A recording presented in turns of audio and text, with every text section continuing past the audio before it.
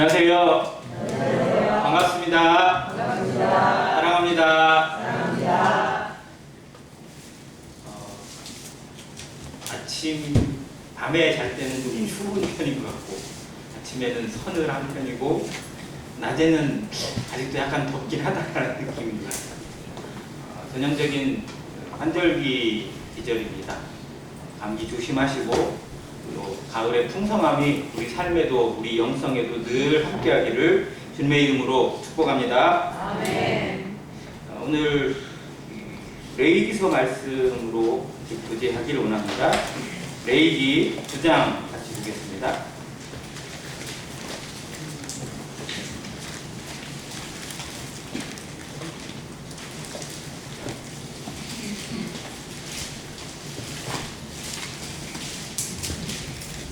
레위기서 9장 22절입니다.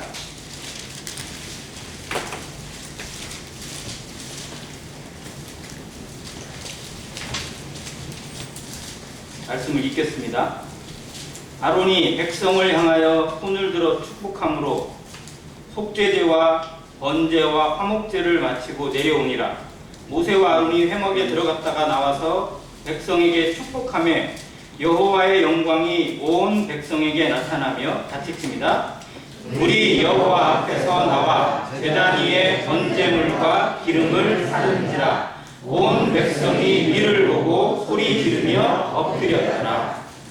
10장 1절과 2절 같이 읽겠습니다. 시작. 아론의 아들 나답과 아비후가 각기 향물을 가져다가 여호와께서 명령하시지 아니하신 다른 물을 담아 여호와 앞에 그냥 하였더니 우리 여호와 앞에서 나와 그들을 삼키매 그들이 여호와 앞에서 죽은지라.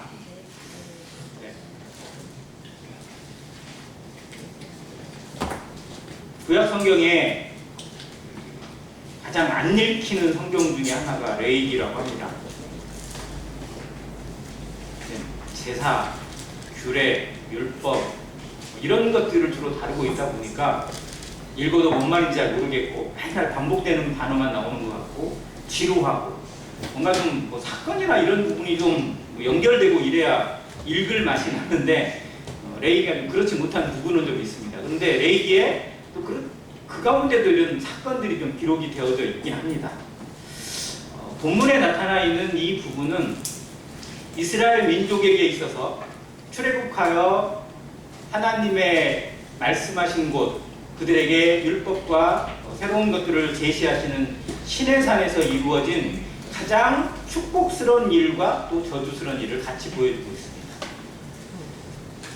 하나님께서 애굽에서 이스라엘 백성을 불러내실 때 모세가 바로에게 했던 말이 뭐냐면 우리를 보내라. 우리가 한 산에 가서 여호와께 제사드리를 한다라고 합니다.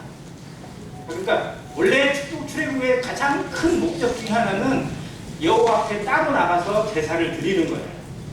물론 하나님이 말씀하시고 아브라함에게 주시기로 한 가나안 땅에 들어가는 게 더 큰 목적이지만 1차적 목적이 어디냐면 하나님의 백성으로 하나님의 제사장 나라로서 하나님을 섬기고 예배하고 제사를 드리기 위해서입니다. 그리고 그것을 1차적으로 달성한 곳이 시내산입니다. 그래서 호렙산에서 모세를 부르셨던 하나님이 내가 이 산에서 너희들이 나를 예배하게 하라 해서 하나님의 또 다른 호렙의 또 다른 이름 시내산에서 성막을 세우고 그곳에서 하나님 앞에 제사를 드리게 합니다. 예배를 드리게 하는 거죠. 그런 의미에서 이 시내산에서 드려지는 이 예배, 이 제사는 이스라엘 민족에게 있어서 가장 감격스럽고 가장 놀라운 일 중에 하나입니다. 그들이 하나님의 백성을 하나님의 나라로서 제 자리를 찾은 거예요. 지금까지는 애굽에서 노예 생활하고 종노릇하고 이렇게 죽어가고 저렇게 죽어가고 정말 온갖 모멸과 수치를 다 겪으면서도 하나님의 이름으로 살았던 그 자부심을 이곳에서 이 시내산에서 성막에서 제사를 드리는 이 모습을 통해서 성취하게 하십니다. 즉 이스라엘 민족에서 가장 놀라운 날 중에 하나죠. 자, 그런데 레위기서를 좀 공부를 해보신 분들 아시겠지만 이 구조가 흐름이 있어요. 레위기는 어려운 책이기도 하지만 이 구조를 좀 알면 조금 더 재미있게 공부할 수 있는 책이기도 합니다. 레위기서 1장부터 5장까지 5 제사가 나옵니다. 하나님 앞에 드려야 될 제사, 너희들은 이렇게 제사를 해라 라고 해서 첫 번째 번제, 두 번째 소제, 화목제, 속죄제, 속건제 5 제사를 설명을 해주십니다. 이런 제사를 드리라고. 자, 그들에게 제사를 드리라고 먼저 알려주시는 이 계명은 뭐냐면 하나님의 백성으로 하나님의 나라로서 제일 중요한 게 하나님께 예배라는 겁니다. 그리고 예배의 가치를 제대로 알라는 거예요. 어떤 예배가 있는지, 하나님 앞에 드려야 할 예배가 무엇인지.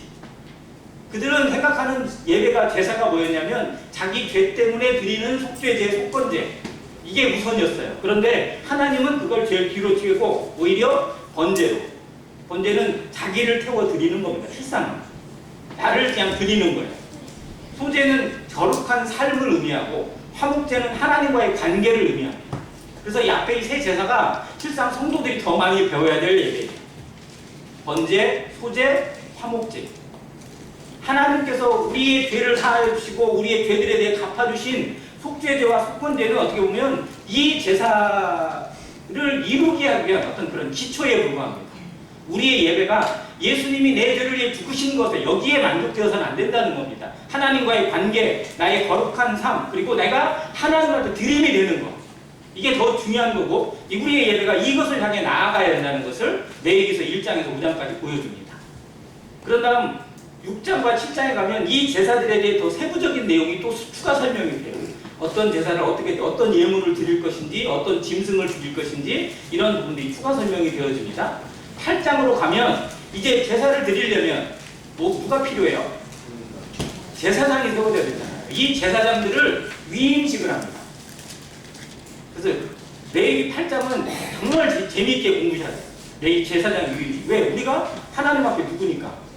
제사장이잖아요. 하나님 앞에 우리가 부름받고 세워졌잖아요. 이런 위임식을 거치진 않았지만 하나님께서는 영적으로 우리에게 이런 위임식을 내립니다. 그래서 그 위임식에 담겨있는 내용들을 잘 살펴보면 제사장의 자세가 분명히 서요. 제사장은 이런 사람이다. 우리가 이렇게 서야 된다. 이런 규례를 주시고 이런 말씀을 주신 이유가 우리가 어떠한 모습으로 하나님 앞에 서야 할 것인지를 가르쳐 주시는 겁니다. 그걸 일주일 동안이나 드려요. 제사장 위임식이 일주일 기간이에요. 어마어마한 기간이에요. 그만큼 하나님 앞에 중요한 겁니다. 자, 그렇게 하고 8장이 제사장 위임식이고 9장에 가면 그 위임식을 받은 제사장, 즉 아론이 중심이 되어져서 그 아들들이 하나님 앞에 이제 첫 제사를 드려요. 그걸 자세히 설명해 주는 게 9장입니다. 지금 9장 후반부는 그 제사를 피하고 내려온 거예요. 3가지 제사를 드렸습니다. 속죄제를 드렸고 번제와 화목제를 마치고 내려옵니다. 제사장 위임식의 화려한 마무리가 이루어졌어요. 그리고 모세가 같이 들어가서 하나님 앞에 이제 모든 것을 피라는 것을 어떻게 아뢰고 백성들에게 내려와서 축복을 해줍니다. 그때 하나님의 응답이 하늘에서 내려와요. 뭘로 내려옵니까? 불로 내려옵니다. 불로 내려와서 그들이 드린 번제, 이 제단에 번제 제물을 드렸고 이렇게 기름을 드렸는데 그걸 하나님이 위에서 불로 내려와서 태워버리셨어요. 즉 원래 제사는 백성들이 갖다 짐승을 드리면 제사장이 불을 피워가지고 태워야 되거든요. 그런데 처음 시작을 누가 하셨냐? 하나님이 하셨어요. 자, 이 번제단에 불이 붙어서 백성들에게 하나님이 이 제사를 받으셨다는 것, 하나님이 이 제사를 기쁘게 연락하셨다는 것을 증거하고 하나님의 영광을 그곳에 드러냅니다.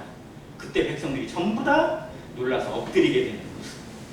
아, 정말 우리가 하나님 앞에 이런 뿌듯한 백성이 되었구나. 우리가 하나님 앞에 이런 부르심을 받고 이런 모습으로 섬기는 백성이 되고 하나님께서 우리의 예배와 제사를 받으셨구나. 이것의 기쁨 얼마나 놀라워요. 자, 그런데 우리 사자성어 중에 호사 바마라는 무슨 뜻이에요? 좋은 일 뒤에 꼭 마가 낀다는 거죠. 우리 그런 거 많이 경험하잖아요. 뭔가 일이 잘 되는 것 같은데 꼭 재뿌리는 사람이 나타날 수 있고 그런 일이 생길 수 있어요. 성경에도 그런 일들이 일어납니다. 이게 그 상황입니다. 정말 이스라엘 백성들에게 최고로 좋은 상황인데 제일 기쁜 상황인데 여기에 죄를 뿌리는 사람이 나와요. 누구예요? 나답과 아비가.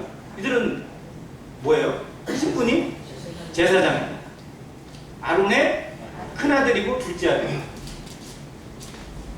자, 그래서 이들은요 모세와 함께 모세와 아론과 여러 장로들이 함께 올라가서 하나님의 영광을 볼 때 거기에 같이 가서 함께 보는 영광도 누린 사람들이에요.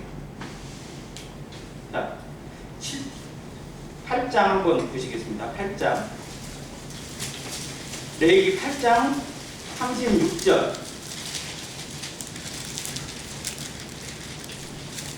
같이 한번 읽을까요? 시작. 아론과 그의 아들들이 여호와께서 모세를 통하여 명령하신 모든 일을 준행하니라. 그러니까 아론과 그의 아들들, 대표적으로 나답과 아비후죠. 그들이 정말 제사장 일을 더 중점적으로 수행하고 있었으니까 이들이 어떻게 해요? 제사장 유임식에 명하신 모든 말씀과 명령들을 그대로 준행했어요. 여기까지는. 그러니까 처음에는 이들이 하나님의 말씀에 잘 따르고 정말 제사장다운 모습으로 섬기고 본이 됐다는 겁니다. 그런데 어느 순간 이들의 태도가 바뀌고 이들의 자세가 바뀌어져서 하나님 앞에 오히려 영광을 얻는 게 아니라 벌을 받아서 죽게 되는 끔찍한 사건이 발생합니다. 자, 9장이 끝나고 10장이 나타나는 이 기간이 얼마나 되는지는 우리가 알 수 없어요.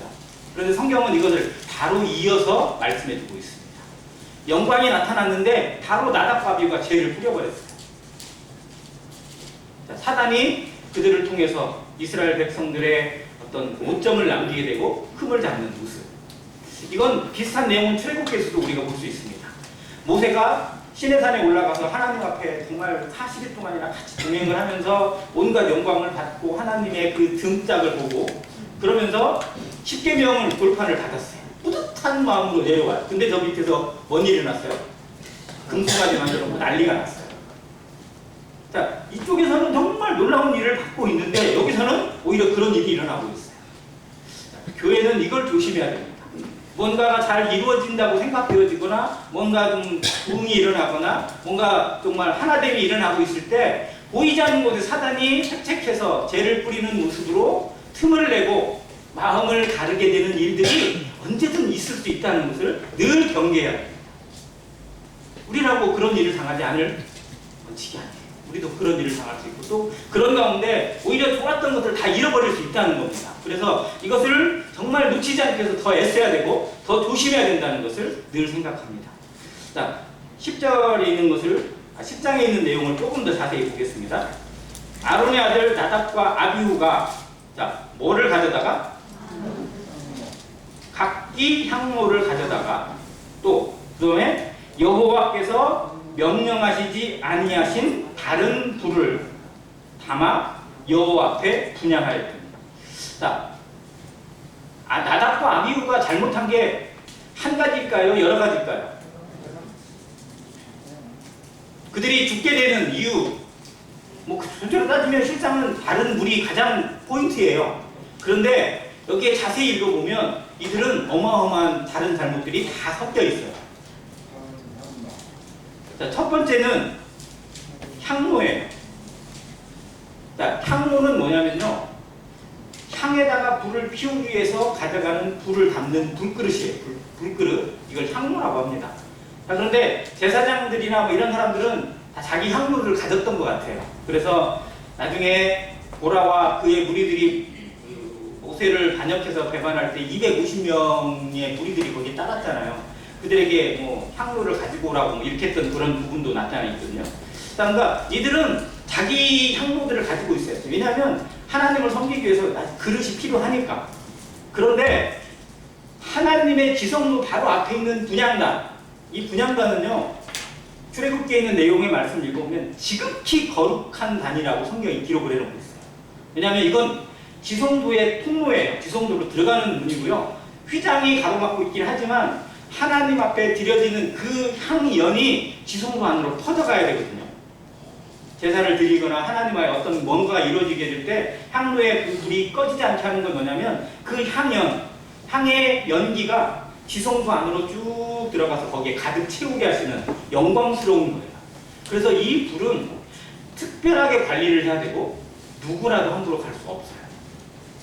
출애굽기 30장을 잠깐 같이 보겠습니다. 하나님이 이것에 대해서 어떻게 말씀하셨는지. 출애굽기 30장 1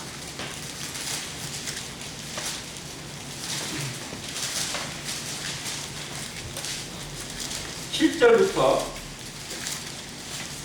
10절까지입니다. 출애굽기 30장 7절. 아론이 아침마다 그 위에 향기로운 향을 사르되 등불을 손질할 때에 살을 찌며 또 저녁 때 등불을 켤 때에 살을 찌니 이 향은 너희가 대대로 여호와 앞에 끊지 못할지며 9절 같이 읽습니다. 너희는 그 위에 다른 향을 사르지 말며 언제나 수제를 드리지 말며 전제에 술을 붓지 말며 아론이 1년에 한 번씩 이 향단불을 위하여 속죄하되 속죄제의 피로 1년에 한 번씩 대대로 속죄할지니라. 이 제단은 여호와께 지극히 거룩하니라. 이게 향단에 대한 하나님의 말씀이고요. 여기에 대한 명령입니다. 이 향단은 만드는 게 중요한 게 아니고 그 향단의 향을 어떻게 관리하느냐가 더욱 중요합니다. 아침 저녁으로 이 향단에 계속 점검을 해야 돼요. 그래서 제사장은 특히 대제사장, 여기 누가 하라고 그랬어요? 아론이. 즉 지성소를 들어갈 수 있는 사람이 이 향단의 향을 점검하고 책임지게 되어 있습니다. 나답과 아비후는 대제사장이에요? 아니에요. 자기 아버지 아론이 있어요. 아론이 그 일을 해야 되는데 지들이 나서서 했어요. 여기서부터 일단 문제가 됩니다. 하나님께서 아론에게 명하시는데 그들은 뭐 아버지가 하는 거 우리가 해도 되겠지 뭐 이런 생각을 했던 것 같아요. 만약 아론이 할 수 없는 상황이라면 아론이 아마 나답이나 아비후에게 니들이 해라고 아마 이렇게 했을 겁니다. 근데 이제 이들은 그렇게 했어요. 자기 향로를 가지고 들어갔습니다. 아론의 향로도 아니고요. 하나님이 정하신 그 기준이 아니라 자기 기준으로 들어갔습니다. 그리고 불을 가져가는데 이 불은 어떤 불이어야 될까요? 이 향로에 담아야 될 불은 어떤 불일까요? 번제단에서 가져가야 돼요. 왜? 그 불이 어디서 왔으니까? 하나님으로부터 내려온 불이니까요. 근데 여호와께서 명하시지 않으면 다른 불은 어디서 왔을까요? 지가 가져온 불. 딴 데서 지 마음대로 가져온 불. 자, 나답과 아비후가 왜 이렇게 했을까? 여러 생각이 들 수 있어요. 아버지가 있는데도 지들이 나서서 했고 원칙이 분명히 정해져 있고 하나님께서 내리신 원칙과 기준이 있는데 그걸 무시하고 지 마음대로 가지고 왔어요. 이게 하나님 앞에 얼마나 무서운 것인지 알아야 됩니다. 원칙을 정하시고 말씀을 주시는 이유가 무엇인지 그 말씀을 어겼을 때, 그 말씀을 무시했을 때 대가가 얼마나 무서운지 성경이 잘 보여주고 있어요. 그래서 레위기서나 율법이나 또 구약에서 무슨 말씀들은요 하나님의 심판이 얼마나 무섭고 하나님이 얼마나 거룩하신 분인지 잘 보여줍니다. 그런데 신약에 와서 이게 희미해져 버렸어요. 하나님은 그냥 그저 무슨 하나님으로? 네, 사랑의 하나님으로, 용서하시는 하나님, 좋으신 하나님, 인애하시고 나를 긍휼히 여기시는 하나님만 알아. 그래서 하나님의 뭐가 사라져요? 공의가 사라지고 거룩이 훼손되어져요. 이게 성도들이 하나님 앞에 치명적인 죄라는 사실을 기억해야 됩니다. 우리가 구원받았으니까 하나님이 더욱 나로 인해서 하나님다워져야 되고요. 하나님의 영광을 받은 게 마땅한데 성도들이 오히려 이 일에 하나님을 무시하고 있다면 이건 교회가 아니에요. 교회 될 수가 없어요. 성도라는 이름이 아까운 거고 이름이 부끄러운 겁니다. 성도가 뭐예요? 거룩할 성자입니다. 거룩한 물이라는 뜻이에요. 누구 앞에? 하나님 앞에. 사람들은 뭐라고 하든지 상관없어요. 하나님 앞에 거룩한 물이고 그 거룩을 지켜가는 겁니다. 그런데 성도들이 오히려 하나님을 더 모독하는 일에 앞장서고 하나님의 이름을 무시하는 일에 그렇게 나타나고 있다면 이건 교회가 아닌 거죠. 성도가 아닌 거죠. 그래서 우리의 삶이 더더욱 조심해야 되고 더더욱 근신해야 됩니다. 이 신실함을 잃어버리기 시작하면요 교회가 방종하게 되어 있어요. 아 되겠지, 이러면 되겠지 라고 하는 것이 우리에게 찾아오는 순간에 하나님의 공의가 사라지고 교회의 거룩이 사라지고 그리고 우리는 영성을 잃어버리게 됩니다. 세상을 향한 영향력도 잃어버릴 뿐 아니라 그 이름이 모독을 받게 되는 비참함이 나옵니다. 이 이스라엘. 우리는 이스라엘의 그 실패를 맛보지 않기 위해서 성경을 보고 공부를 합니다. 교제합니다. 기도합니다. 더더욱 철저하게 자신을 쳐서 복종시키는 연습을 합니다. 그런데 알게 모르게 우리도 이스라엘을 따라가고 있고 이런 나답과 아비와 같은 그런 모습들이 우리에게 배어나고 있다는 사실을 정말 잊지 않고 주님 앞에 기억되었으면 참 좋겠습니다. 그래서 나답과 아비가 했던 제들을 이렇게 한번 정리해봤어요. 첫 번째는 교만해집니다. 질서를 무시하고 임의로 행하는 거예요. 하나님이 정하신 질서가 있습니다. 교회는 모든 것이 다 공평하고 정말 놀라운 어떤 그런 사랑으로 다 뭉쳐진 공동체이지만 이 안에도 하나님이 부여하신 질서가 있고 그 가운데 이루어야 될 선이 있습니다. 이것을 존중하고 여기에 순종되어지고 또 먼저 된 그런 모습 가운데 복종하고 또 가르치는 장로들에게 복종하는 것이 정말 하나님의 말씀에 합당한 것이고 그것이 신앙의 기본이기도 합니다. 하나님이 정하신 그 선을 넘어서는 것이 얼마나 무서운지 우리는 잘 기억해야 됩니다. 나답과 아비후는 아비에게 허락된 선을 임의로 넘어버렸어요. 자기 아버지의 선을 침범한 겁니다. 이것이 하나님 앞에 그들이 죽을 수밖에 없는 선을 넘게 되는 모습이었습니다. 두 번째는 왜곡이라고 합니다. 왜곡의 죄라고 합니다. 이게 뭐냐면 하나님의 말씀을 흉내내는 것, 그럴싸하게 바꿔버리는 것, 다른 것으로 대체하는 겁니다. 뭐를 바꿨어요? 향로는 향로예요.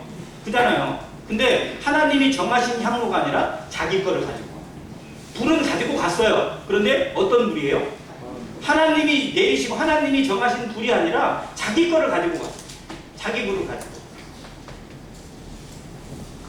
자, 이런 모습이 정말 하나님이 그냥 받으셔야 된다고 생각하거나 하나님 왜 안 받으세요? 라고 따지고 있는 모습이라면 이게 정말 말도 안 되는 겁니다. 자, 인류 최초로 제사를 드린 두 사람이 있죠. 가인과 아벨. 이게 가인이 드리는 제사의 모습하고 하나님이 정하신 기준과 원칙을 아벨은 지켰습니다. 그런데 가인은 임의로 바꿨어요. 임의로. 자기 생각으로. 그리고 안 받으니까 어떻게 했어요? 열받고 화내고 짜증내고 승질내요. 그리고 분풀이로 동생을 죽여버려요. 이게 세상의 모습 아니에요? 죄의 모습 아니에요? 내 마음에 들지 않으면 다 깨부시는 거예요, 그냥. 이게 죄가 인간의 모습을 얼마나 타락시키고 얼마나 무너뜨리고 있는지를 잘 보여주는 사례를 우리가 가인에게서 찾습니다. 근데 이 나답과 아비후는 선택받은 사람들이잖아요. 그 시대에 제사장으로 지금 몇 명이나 있어요, 솔직히. 자기 아버지 아론 있고 유일하게 어떻게 보면 두 제사장이 이렇게 섬기고 있는데 이 둘이 똑같이 이 짓을 벌이고 있으니 하나님의 제사가, 하나님의 예배가 얼마나 무너지게 됐어요. 자, 이게 정말 성도들에게 있어서 조심해야 될 부분이라는 겁니다. 이게 왜곡의 죄가 분열왕국 시대의 초대왕 누구예요? 저 북이스라엘의 여로보암. 여로보암은요, 하나님이 아이야 선지자를 통해서 예언해 주셨어요. 옷을 찢어가지고 10개를 줬어요. 그래서 10지파를 다스리는 왕으로 세워주셨어요. 땅도 훨씬 넓어요. 그러면 그만한 영광을 받고 그만한 복을 받았으면 정말 하나님을 더 잘 섬겨야 되는데 아이, 왕을 다스리다 보니 갑자기 어떤 날 됐다고 백성들이 가. 어디로 가요? 예루살렘에 가요. 왜 가요? 제사드리러 가는 거예요. 왜? 이스라엘 백성의 남자는 1년에 3차례 하나님 앞에 나가야 돼요. 성전이 거기에 있으니까. 그래서 6월절, 오순절, 초막절 이 3대 절기라고 합니다. 이때는 하나님 앞에 자기 몸을 보여야 돼요. 그러니까 그때만 되면 가요. 그러니까 얼마나 불안해. 그래서 안 되겠다. 얘들 못 가게 막아야겠다. 그래서 뭐를 했어요? 단을 자기가 세웠어요. 야, 우리가 나라가 좀 크니까 저 남쪽에 하나, 북쪽에 하나 해가지고 베델과 단에다가 딱 단을 세워요. 근데 이 단이 어떤 단? 성전이에요? 아니에요. 아피스라고 애굽에서 이스라엘 백성들이 봐왔던 황소, 금송아지죠? 그게 금송아지 우상을 섬기는 거였고 그 송아지를 거기다 세워요. 그래놓고 날짜도 살짝 바꿔요. 똑같은 날짜에 하면 뭔가 좀 껴름직하니까 달을 바꾸고 날짜를 바꿉니다. 흉내내는 거죠. 또 제사를 드리려면 누가 필요한데? 제사장 레인이 필요하잖아요. 근데 레인이 없어. 왜? 레인은 다 거기에 남아있거든요. 그러니까 야, 누가 제사 드릴래? 야, 그랬더니 제가 해볼게요. 그래, 너 해. 해가지고 그 사람들을 레인인 것처럼 못 입히고 제사를 드리겠어요. 뭔 처럼은 해요. 척은 해요. 흉내는 내요. 그런데 정말 하나님 앞에 그게 제사가 되겠습니까? 예배가 되겠습니까? 이것이 여로보암의 죄입니다. 그리고 북이스라엘의 총 19명인가요? 왕들이, 이 왕들이 전부 다 한결같이 이 여로보암의 죄를 똑같이 따라요. 열왕기 상하를 읽어보면 여로보암의 죄, 여로보암을 따라, 여로보암의 그걸 따라서 이게 계속 나와요. 아무튼 이 나답과 아비후가 했던 그런 모습은 시대가 지나도 지금도 여전히 반복되고 있습니다. 교회가 예배를 흉내내고 하나님의 복음을 흉내내고 이것이 아닙니다. 복음은 복음대로, 말씀은 말씀 그대로, 예배는 예배 그대로 지켜져야 마땅합니다. 우리는 하나님 말씀과 그 원칙에 어떻게 보면 정말 목숨 걸 각오를 해야 돼요. 마지막 시대라고, 자유주의 시대고 뭐 세상이 이런 시대니까 말씀이 이래도 어떻게 하고 하는 게 아니라 정말 이럴수록 더더욱 말씀에 대해 창념하고 그 말씀을 지켜내가는 마지막 보루가 되겠다는 그런 심정으로 살아가는 교회가 되기를 간절히 원합니다. 자, 마지막으로 세 번째로는 자기 생각입니다. 자, 이런들 어때? 이러면 어때? 어차피 드렸잖아. 그냥 하나님 받으시면 좋잖아. 이런 생각이에요. 이게 얼마나 무서운지 생각해야 돼요. 기준이 어디 있어요? 하나님에게 있어요? 나에게 있어요?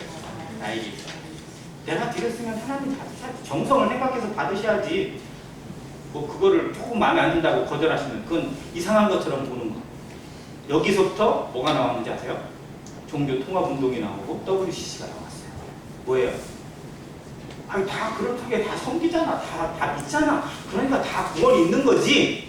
이게 종교통합운동에 숨겨져 있는 핵심인데 이게 뭐예요? 여기서 보고 어떻게든 드린 거고 어떻게든 하나님을 믿는 거잖아. 뭐 조금 왜 기독교는 이렇게 독선적이고 왜 자기들만 구원이 있다고 이렇게 얘기하는지 모르겠어. 정말 막 말도 안 되는 세상에 암적인 존재라고 막 기독교를 계속 매니까요. 지금 사회에서 일어나고 있는 모든 일들 잘 보세요. 기독교를 점점점 말 못하는 존재로 만들어가요. 그래서 범죄는 일반 사람이 많이 할까요? 교회 목사가 많이 할까요? 누가 많겠어요? 목사가 많아요? 아, 일반 사람이 더 많죠. 아무리 그래도. 근데 일반 사람이 하는 범죄나 이런 것들은요 뉴스거리가 안 돼요. 누가 하면 목사가 했다, 어느 교회가 했다 그러면 막 이슈가 돼가지고, 특히 그 종편 프로그램에 있는 사람들은 그거 가지고 그냥 몇 시간이고 막 그냥 막 밟아버리더라고요. 이렇게. 왜요? 어떻게든 교회의 입을 막아야 돼요. 여기에 이 방송이나 이런 모든 것들에 기독교의 입을 막고 또 그저 기독교가 추구하는 그런 것들을 왜곡시켜서 차별금지법을 통과시키고 종교통합운동을 이뤄가는 그런 악마적인 실체가 숨겨져 있다는 걸 성도들은 기억해야 됩니다. 그래서 우리는 정말 이 시대에 이 복음을 지키고 이 시대를 지켜내는 마지막 희망이에요. 하나님 앞에. 그래서 성도들은 더더욱 거룩을 힘써야 되고요. 진리 앞에 서서 정말 사단 마귀의 이 괴계를 무너뜨리는 일에 정말 기도해야 됩니다. 다른 것도 싸울 게 아니에요. 우리의 싸움은 혈과 육에 대한 것이 아닙니다. 공중의 권세 잡은 저 악한 마귀와의 영과 싸움이에요. 근데 성도들이, 교회가 이 싸움은 잊어버리고 자기들끼리 서로 물고 먹고 있다면, 서로 누가 옳으네 누가 잘했네 따지고 있다면 하나님이 정말 가슴치고 통탄할 일입니다. 교회가 무엇을 해야 될 것인지, 성도가 무엇을 위해 우리의 시대가 주어져 있고 우리 인생이 주어져 있는지를 기억해야 돼요. 우리의 할 일이 어디에 있는지, 무엇을 위해 기도하고 무엇을 위해 투자해야 될 것인지 놓치지 않게 되기를 간절히 기도합니다. 자, 이런 모습을 여기서 생각합니다. 지금 시대는 정말 마지막의 마지막을 가고 있습니다. 이스라엘이 지금은 누구하고 전쟁을 선포했어요? 잘 안 보세요? 헤즈볼라. 단어가 좀 어렵긴 하지만, 자, 처음엔 누구하고 싸웠어요? 하마스. 그러니까 하마스는 그 가자 지구 내에 조금 이렇게 있는, 어떻게 보면 민병대 같은 조직에 불과해요. 자, 그런데 헤즈볼라는 그 뒤에 누가 있어요? 이란이 있어요. 그러니까 지금 헤즈볼라와 전면전을 한다는 건 누구와 싸우겠다는 거예요? 이란하고 싸우겠다는 거예요. 핵전쟁을 하겠다는 겁니다. 마찬가지예요. 정말 이게 어디까지 갈지 지금 이스라엘이 하는 모습은요 끝이 안 보여요. 끝장 보겠다는 겁니다. 왜 이스라엘의 네탄야후 총리가 이 전쟁을 계속하는지 아세요? 이 사람은 전쟁 안 하면요 총리직에서 쫓겨나요. 지금 국내에서 아무 인기가 없어요.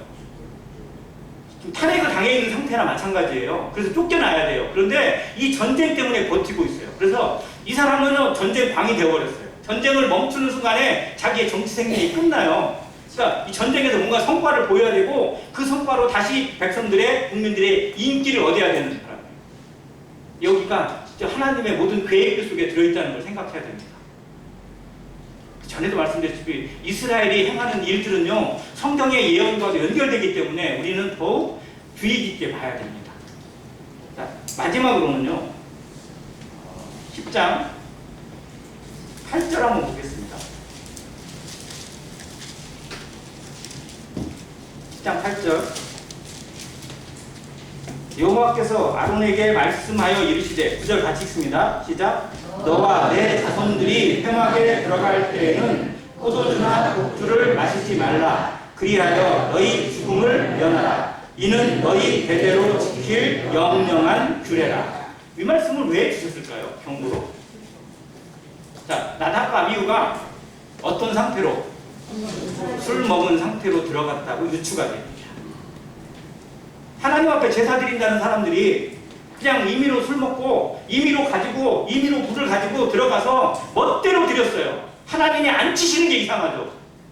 우리가 예배에 나오는데 자기 생각으로 그냥 멋대로 이렇게 하는 것 자체가 실상은 하나님이 받으실 수 있는 게 아니에요.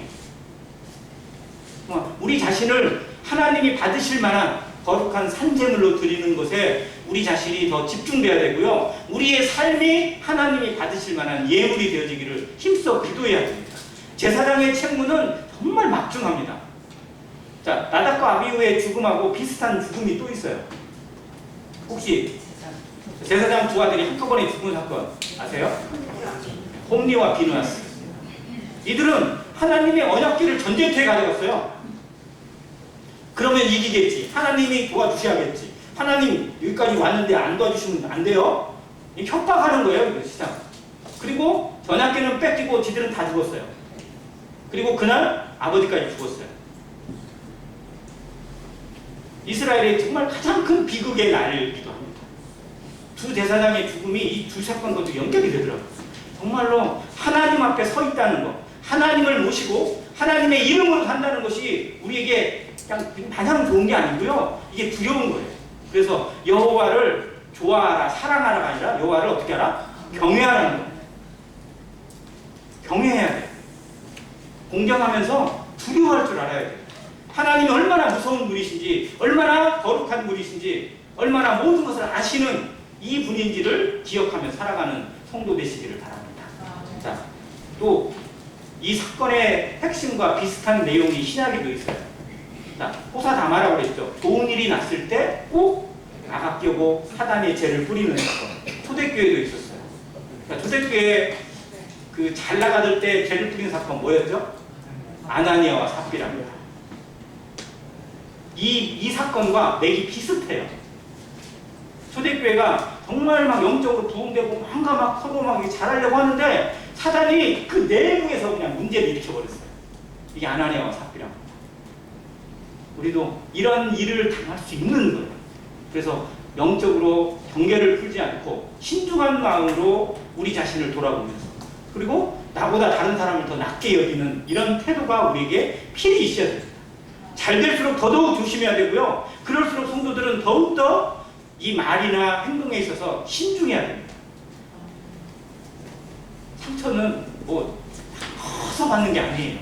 정말 사소한 것에도 상처받을 수 있고 또 그것이 아주 치명적이 될 수도 있어요. 그래서 교회에서 이루어지는 모든 것들이 정말 다 성도를 더 세워가고 또 위에가는 하나님의 마음이 담겨있는 것들로 안행교회가 더욱 든든하게 채워져가고 아픔들이 오히려 이곳에 오면 치유되어지고 회복이 되어지는 그런 교회여야 됩니다. 여기서 정말 상처가 불거져가고 더 도전하고 이런 모습이 돼서는 정말 하나님의 영광을 가리는 겁니다.